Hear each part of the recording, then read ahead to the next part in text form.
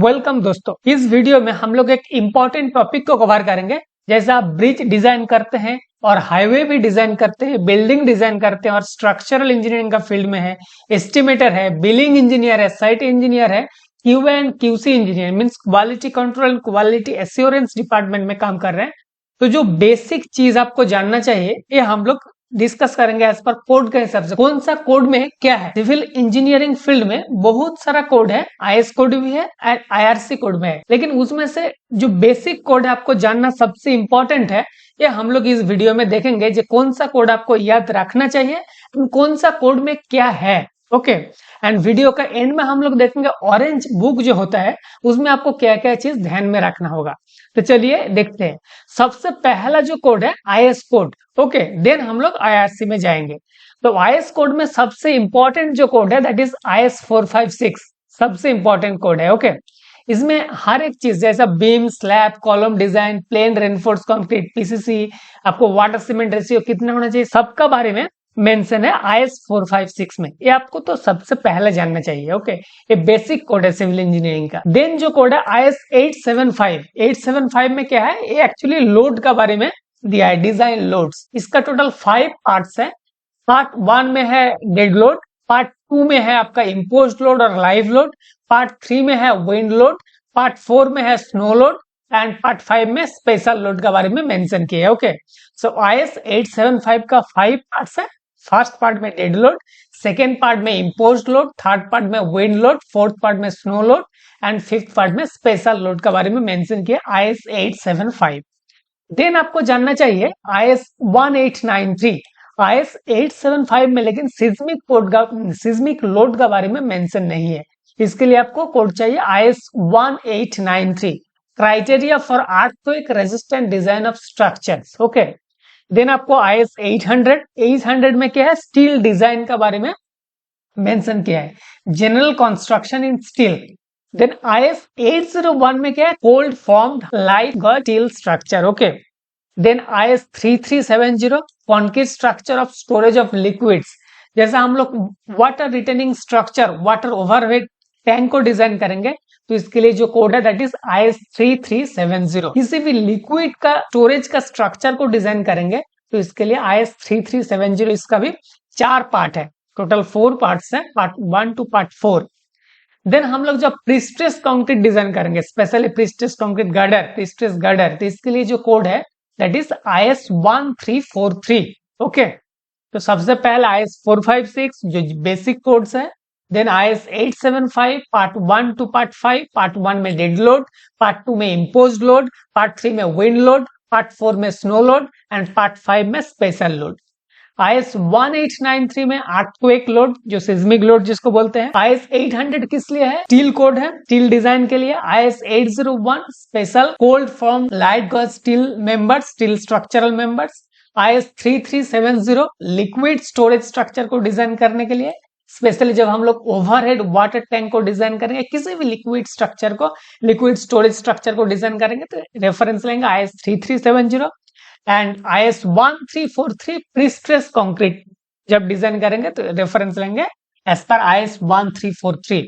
Then IS 13920, इसमें क्या है, डक्टाइल डिटेलिंग का पूरा डिजाइन है एज पर आईएस 13920। ओके, तो जब आपका कोई स्ट्रक्चर हाई सिस्मिक जोन में रहेगा तो आपको डक्टाइल डिटेलिंग प्रोवाइड करना होगा। ओके, तो इन दैट केस आपको रेफरेंस में लेना होगा आईएस 13920। देन मटेरियल टेस्टिंग, हम लोग जानते हैं आईएस 383 में क्या है, criteria and fine aggregate for concrete. जैसा fine aggregate and coarse aggregate का क्या क्या प्रॉपर्टीज होना चाहिए फॉर कंक्रीट के लिए, ये मेंशन है आईएस 383 में।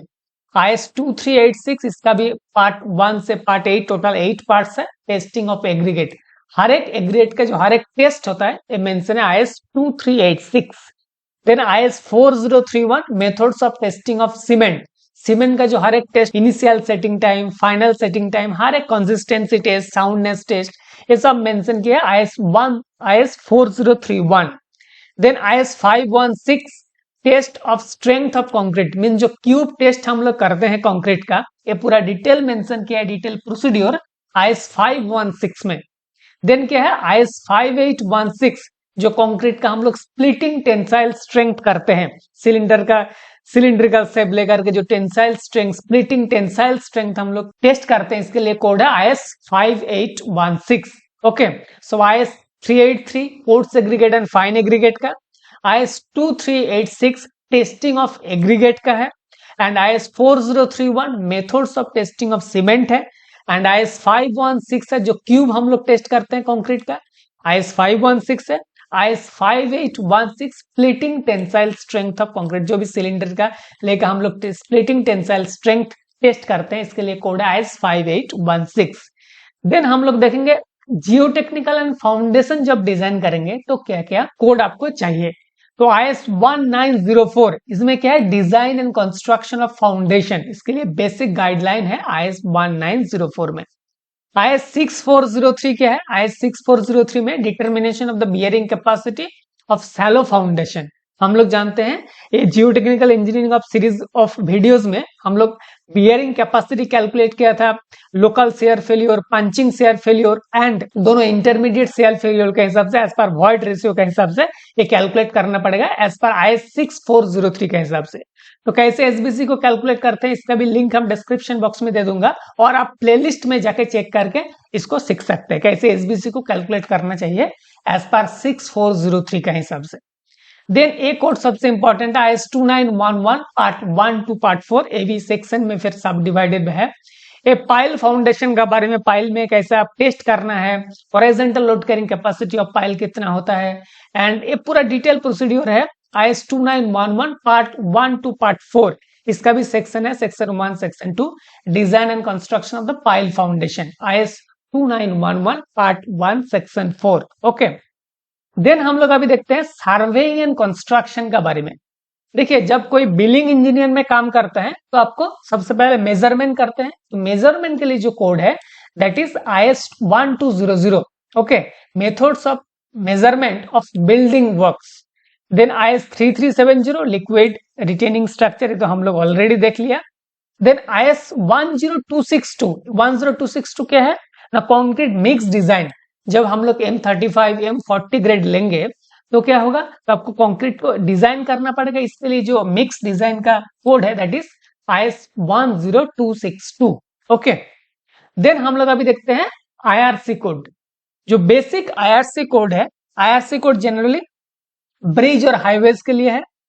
तो IRC 6 क्या है, IRC 6 में लोड्स का बारे में मेंशन किया, loads and stresses for highway bridges. जैसा IS 875 में लोड का बारे में डिस्कस किया, सिमिलरली IRC 6 में आपको loads and stresses and load combination का बारे में डिस्कस किया IRC 6 में। इसमें आपको हर एक टाइप का लोड कैसे कैलकुलेट करना है ब्रिज में वो भी मेंशन किया IRC 6। ये आपको बेसिक कोड है जो ब्रिज डिजाइन और हाईवे में काम करते हैं उसके लिए, ये आपको जानना चाहिए, हर एक पॉइंट आपको ध्यान में रखना होगा। IRC 6 देन कोड है IRC 78। This is also very important code. इसमें क्या है, foundation of the bridges and basic guideline. जैसा पाइल फाउंडेशन होगा तो पाइल का डाया मिनिमम कितना होना चाहिए, पाइल कैप का डेप्थ कितना होना चाहिए, हर एक पूरा डिटेल प्रोसीड्यूर। ओपन फाउंडेशन होगा तो कितना डेप्थ में आपको फाउंडेशन रखना होगा, इसके लिए IRC 78। ओके, ये आपको ध्यान में रखना होगा। देन IRC 112 सबसे इंपॉर्टेंट है। IRC 112 में क्या है, पूरा लिमिट स्टेट डिजाइन, पूरा डिटेल प्रोसीड्यूर यहीं पे मेंशन किया IRC 112। देन आपको जानना है IRC 83, इसका टोटल 3 पार्ट्स है, पार्ट 1 टू पार्ट 3। इसमें बियरिंग का बारे में डिस्कस किया, part 1 part 2 part 3, elastomeric bearing, PTFE bearing, spherical bearing, पूरा डिटेल में इसको डिस्कस किया IRC 83 part 1 part 2 and part 3 में। ओके, तो आपको जानना चाहिए सबसे पहला जो कोड है IRC 6, देन आपको जानना चाहिए IRC 78, देन आपको जानना चाहिए IRC 112, देन बियरिंग डिजाइन के लिए स्पेशली IRC 83 आपको जानना चाहिए। ओके, ब्रिज डिजाइनर के लिए एक कोड आपको पूरा बाइबल है। ओके, तो ये आपको जानना चाहिए। देन जो हाईवे डिजाइन करते हैं उसके लिए जो कोड है IRC 73 में क्या है, जियोमेट्रिक डिजाइन। जो भी हम लोग सुपर एलिवेशन प्रोवाइड करते हैं, हॉरिजॉन्टल कार्व प्रोवाइड करते हैं, वर्टिकल कार्व प्रोवाइड करते हैं, ये आपको प्रोवाइड करना चाहिए एज पर IRC 73 का हिसाब से। देन IRC 86 एवी जियोमेट्रिक डिजाइन है फॉर अर्बन रोड्स। कोई सिटी का अंदर में आपको रोड डिजाइन करना होगा तो इसके लिए स्पेशल कोड है IRC 86। ओके, नहीं तो आपको IRC 73 फॉलो करके जियोमेट्रिक डिजाइन करना होगा किसी भी रोड का। देन IRC 37 में क्या है, डिजाइन ऑफ फ्लेक्सिबल पेवमेंट। जब कोई फ्लेक्सिबल पेवमेंट में रोड प्रोवाइड करेंगे, कोई रोड में फ्लेक्सिबल पेवमेंट को प्रोवाइड करेंगे, तो आपको फॉलो करना चाहिए IRC 37। आपको सीवियर वैल्यू के हिसाब से पेवमेंट थिकनेस जो भी होगा, WBM, DBM, BC, ये सब आपको कैलकुलेट करना चाहिए। आपको सीवियर के हिसाब से कौन सा कोड फॉलो करके, IRC 37।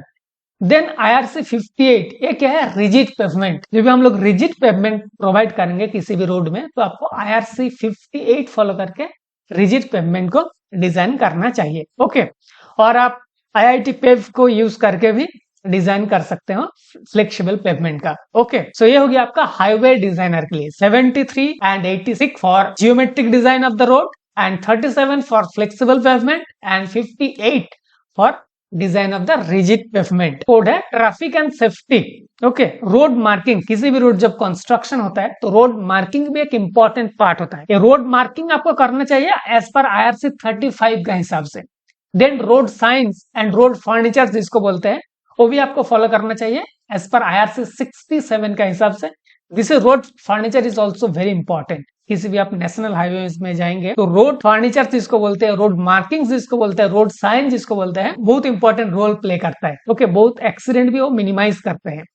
देन आपको फॉलो करना चाहिए गाइडलाइन फॉर पेडेस्ट्रियन फैसिलिटीज के लिए IRC 103। देन और एक जो इंपॉर्टेंट, सबसे इंपॉर्टेंट पार्ट है ministry of road transport and highway, MORTH। इसको भी आपको जानना चाहिए। कौन सा, जैसा कोई भी बिलिंग कर रहे हैं, कोई भी साइड में काम कर रहे हैं, तो साइड में काम करने के टाइम में मॉर्थ में क्या लिखा है, ये आपको ध्यान में रखना है।